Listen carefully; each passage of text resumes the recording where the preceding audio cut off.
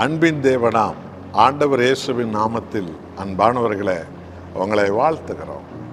யோவான் 8ஆம் அதிகாரம் 31வது வசனத்தை பாருங்கள்.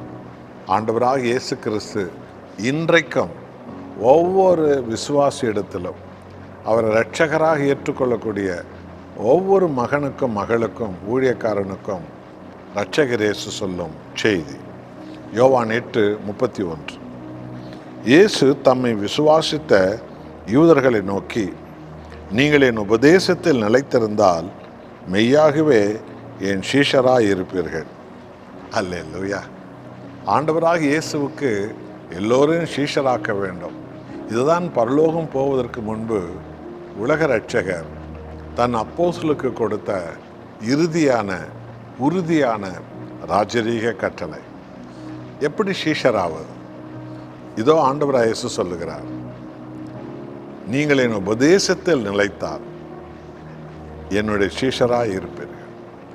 அப்போ இயேசுவுக்கு சீடனாகக்கூடிய தகுதிக்கு உங்களுக்கு இருக்க வேண்டிய தன்மை என்ன?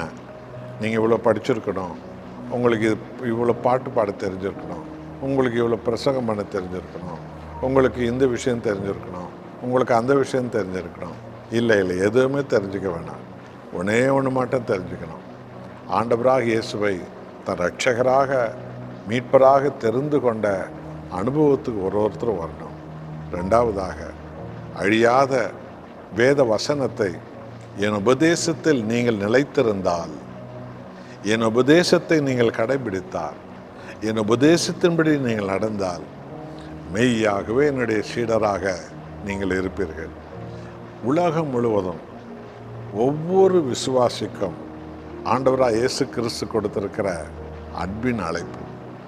ஆண்டவராக இயேசுவினுடைய உபதேசத்தை பெரியோரோ சிறியோரோ எவர் ஒருவரோ அனுதினமும் அவருடைய உபதேசத்தின்படி நடக்கும்போது அவர்கள் இயேசுவின் சீஷர்களாக மாறிவிடுகிறார்கள். பரிசுத்த ஆவியானவர் அவர்கள் உடனே இயேசுவின் சீடர்களாக மாற்றி விடுகிறார். தேவனே இந்த அழைப்பை உங்களுக்கு நமக்கும் அவர் கொடுக்கிறார். அனுதினமும் ஆண்டவர் இயேசுவின் உபதேசத்தில் நாம் நிலைப்போம்.